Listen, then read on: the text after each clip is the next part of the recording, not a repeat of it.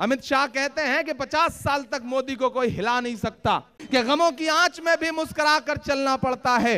ये दुनिया है, यहां चेहरा सजा कर चलना पड़ता है। और तुम्हारा कद मेरे कद से बहुत ऊंचा सही, लेकिन चढ़ाई पर कमर सबको झुका कर चलना पड़ता है। ताकत की नशे में चूर हो गया, शायद इसीलिए कर्नाटक से दूर हो गया। इस्तकबाल है नाज़रीन आप सभी का आज की इस वीडियो में। दोस्तों, आज की इस वीडियो में हम लोग इमरान प्रतापगढ़ी की एक नज़म सुनेंगे। उससे पहले बता दूं, गृह मंत्री अमित शाह की एक बयान पर इमरान प्रतापगढ़ी ने पलटवार किया है। जी हाँ दोस्तों, गृह मंत्री अमित शाह ने कर्नाटक इलेक्शन में खुले मंच से ये ऐलान किया था, अगर कर्नाटक में भारतीय जनता पार्टी की सरकार आई तो हम मुस्लिम रिजर्वेशन को ख़त्म कर देंगे। इसके इस बेहुदा बयान पर इमरान प्रतापगढ़ी ने ज़बरदस्त जवाब दिया है। चलिए सुनते हैं इमरान प्रतापगढ़ी ने क्या कहा है। चुनाव प्रचार में गृह मंत्री ने मुस्लिम रिजर्वेशन को लेकर खुलेआम नफरत बांटी, लेकिन जनता ने सब नकार दिया। नफरती दुकानों के शटर बंद हो रहे हैं। इमरान प्रतापगढ़ी। चलिए दोस्तों सुनते हैं इमरान प्रतापगढ़ी की इस नज़म को। उससे पहले आपसे गुजारिश है कि वीडियो को लाइक करें और हमारे इस चैनल जिहाद की आवाज़ को ज़रूर सब्सक्राइब करें। लेकिन मैं उन ताकतों से यह भी कहना चाहता हूं, अमित शाह कहते हैं कि 50 साल तक मोदी को कोई हिला नहीं सकता। किसी शायर ने कहा है कि गमों की आंच में भी मुस्कुरा कर चलना पड़ता है, गमों की धूप में भी मुस्कुरा कर चलना पड़ता है। यह दुनिया है, यहां चेहरा सजा कर चलना पड़ता है। और तुम्हारा कद मेरे कद से बहुत ऊंचा सही, लेकिन अगर आपके शब्दों को मैंने अपने शब्दों में जगह दी हो तो उठे के खात आपका गुस्सा तालियों में। कि गमों की आंच में भी मुस्कुरा कर चलना पड़ता है। यह दुनिया है, यहां चेहरा सजा कर चलना पड़ता है। और तुम्हारा कद मेरे कद से बहुत ऊंचा सही, लेकिन चढ़ाई पर कमर सबको झुका कर चलना पड़ता है। चढ़ाई पर कमर सबको झुका कर चलना पड़ता है। ये वो ताकतें हैं जिन्होंने ये सोच लिया है कि वो जो चाहेंगे वो होगा, वो जो तय करेंगे वो आपको खाना पड़ेगा, वो जो तय करेंगे वो आपको पहनना पड़ेगा, वो जो तय करेंगे वो आपको बोलना पड़ेगा। और हद तो ये है कि उन्होंने 4-6 जमूरे छोड़ रखे हैं जो आजकल तय कर रहे हैं कि आपको कितना करना है। वो बताएंगे कि इतने बच्चे पैदा करो, ये करो, वो करो, ऐसे ऐसे जमूरे छोड़ रखे हैं। ये कभी नहीं होता था मेरे मुल्क में। ये गांधी के सपनों का भारत है। ये वो भारत है जिसे मौलाना आजाद से लेकर के पंडित नेहरू से लेकर के उस वक्त के जो बड़े लोग थे, उन्होंने अपने ख्वाबों में जो खाका बनाया था, उस खाके में अपने खून से उस कैनवस में इसका रंग भरा था। आज वो कहीं ना कहीं टूटता हुआ दिख रहा है। राम का मंदिर बनाने वाले लोग नाथू राम का मंदिर बना रहे हैं और लोग चुप हैं। ऐसे दौर में खड़ा होकर के मैं 4 मिसरे पढ़ता हूं साहब, कि नफरत वाली राय बनाना सिखा रहे हैं मोदी जी। मिसरे सुनिएगा साहब, कैसी कैसी बातें खड़े होकर के वो माइक पे भाषणों में करते हैं।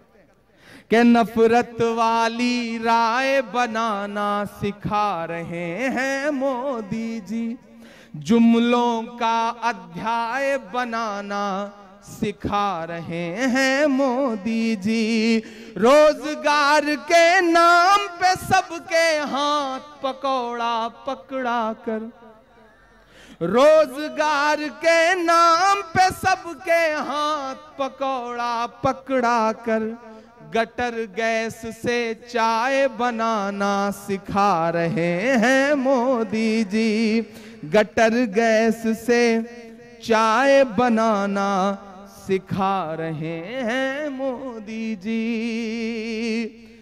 दोस्तों, जैसा कि आपने इमरान प्रतापगढ़ी की इस नज़म को सुना, आप नज़म के बारे में क्या कहना चाहते हैं वो नीचे हमें कमेंट बॉक्स में ज़रूर बताएं। चलिए दोस्तों, अब बात करते हैं कर्नाटक इलेक्शन में कांग्रेस ने फुल बहुमत की है, तो अब वहाँ पे देखने वाली बात होगी कर्नाटक में कांग्रेस किस तरह से अपनी सरकार चलाते हैं। कांग्रेस कर्नाटक जीतने के बाद क्या अपना विपक्ष जो दल है, क्या उसको अपना मजबूत बना सकते हैं? चलिए इसी पे जानते हैं, इस तहरीर को पढ़ते हैं। नाचते गाते कांग्रेसी कार्यकर्ता, मीडिया के कैमरों के सामने हंसकर बात करते नेता और जीत का जोश कांग्रेस दफ्तर पर कई साल बाद ये नज़ारा दिखा है।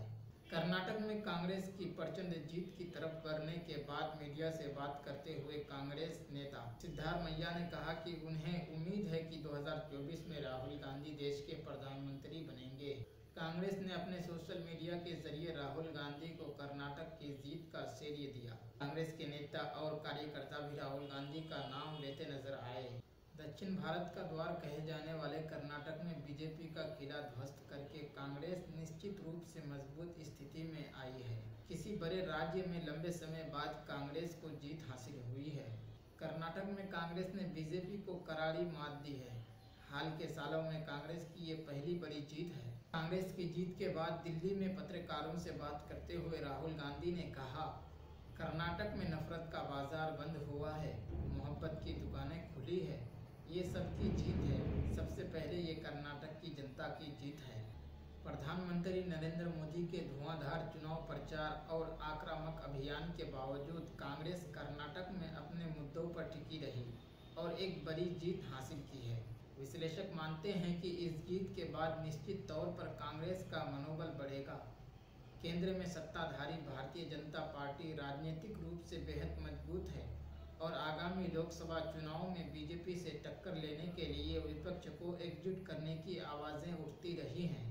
विपक्षी एकता की बात तो बार बार होती है, लेकिन बीजेपी के नरेंद्र मोदी जैसे ताकतवर नेता के सामने विपक्ष का चेहरा कौन होगा, इसे लेकर संशय बना रहता है। भारतीय जनता पार्टी के लिए 2008 का कर्नाटक विधानसभा चुनाव ऐतिहासिक था।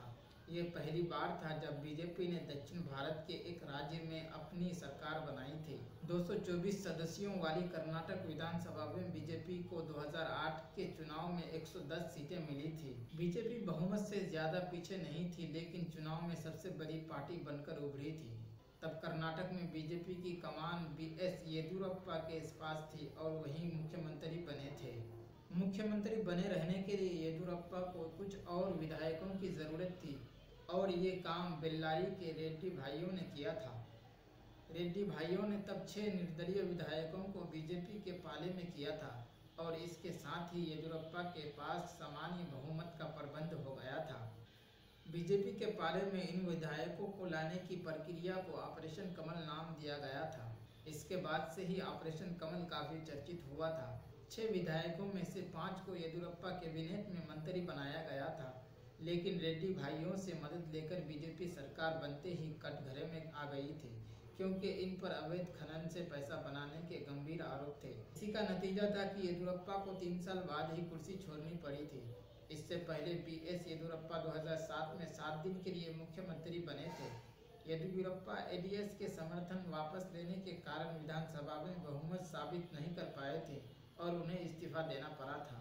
दोस्तों, वीडियो के आखिर में बस इतना ही कहना चाहूँगा। अगर वीडियो अच्छी लगी हो तो वीडियो को लाइक करें और हमारे इस चैनल देहात की आवाज़ को ज़रूर सब्सक्राइब करें। मिलते हैं किसी और वीडियो में, जब तक के लिए आप अपना ख्याल रखिए। आप देख रहे थे देहात की आवाज़ और मैं आपके साथ मोहम्मद इरशाद। दोस्तों, आखिर में आप अपना ओपिनियन दे सकते हैं। कर्नाटक इलेक्शन बीजेपी क्यों हार गई, इसकी सबसे बड़ी वजह क्या होगी, और कांग्रेस कर्नाटक में इतनी बड़ी जीत कैसे हासिल की, इसकी सबसे बड़ी वजह क्या हो सकती है, वो नीचे हमें कमेंट बॉक्स में ज़रूर बताएं।